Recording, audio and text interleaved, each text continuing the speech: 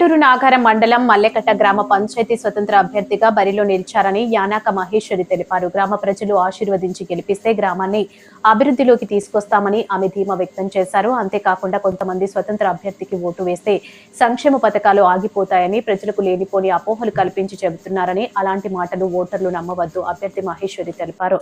సర్పంచ్ గా గెలిపిస్తే గ్రామాల్లో డ్రైనేజీలు, సీసీ రోడ్లు, మంచినీటి సౌకర్యం, విద్యార్థులకు అనేక అవకాశాలు కల్పిస్తామని అన్నారు. ఒక అవకాశం ఇచ్చి టీవీ రిమోట్ గుర్తుకు ఓటు వేసి అత్యధిక మెజార్టీతో గెలిపించాలని ఆమె కోరారు.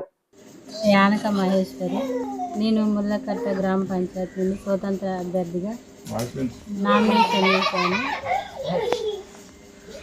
అదేవిధంగా కొంతమంది కాంగ్రెస్ పార్టీ తరఫు నుండి నామినేషన్ వేసిన వాళ్ళు ఉన్నారు.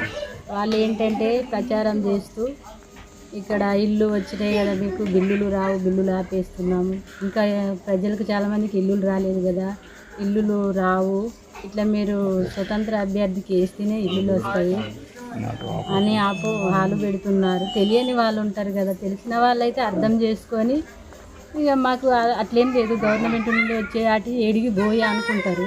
కానీ తెలియని వాళ్ళు ఉంటారు కదా, ముసలోళ్ళు, చదువుకున్న అలాంటి వాళ్ళు ఉంటారు కదా, ఏం చేస్తారు, అమ్మో మన ఇల్లులు పోతాయట వాళ్ళకి వేసేస్తాం అనుకుంటారు. అదేవిధంగా ఇక్కడైతే ముల్లకట్ట నుంచి అయితే ఒక్కరిని వేసినాం, అక్కడ రాంపురం నుంచి అయితే 6 ఉన్నారు. అయినా కూడా వాళ్ళు ఇక్కడ వచ్చి ప్రచారం చేసి ఇట్లా అపోహలు కల్పిస్తున్నారు ప్రజలకి. అలాంటివి ఏం పెట్టుకోకండి, అవి వచ్చేటివి మనకు వస్తూనే ఉంటాయి ఏడికి పోయి. ఇప్పుడు ఇల్లులు కానీ ఏమి కానీ దేశం మొత్తం మీద వస్తున్నాయి, స్టేట్ గవర్నమెంట్ నుంచి కానీ సెంట్రల్ గవర్నమెంట్ నుంచి కానీ వచ్చేటి. అసలు మనకు స్టేట్ గవర్నమెంట్ నుంచే ఎక్కువ వస్తుంది బిల్లు.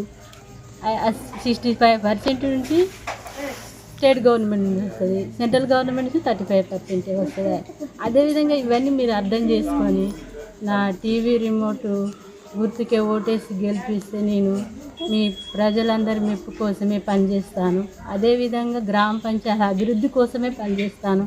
డ్రైనేజీలు కానీ, ఇట్లా ఎడ్యుకేషన్ పరంగా కానీ, ఇట్లా చిన్న వర్గాల వారు ఉన్న వాళ్ళకి సహాయం చేస్తూ వారి అనుసంధానంలో ఉంటూ పనిచేస్తానని కోరుకుంటూ, అదేవిధంగా నా టీవీ రిమోట్ గుర్తుకే ఓటేసి నన్ను గెలిపించాలని ప్రజలందరినీ కోరుకుంటున్నాను.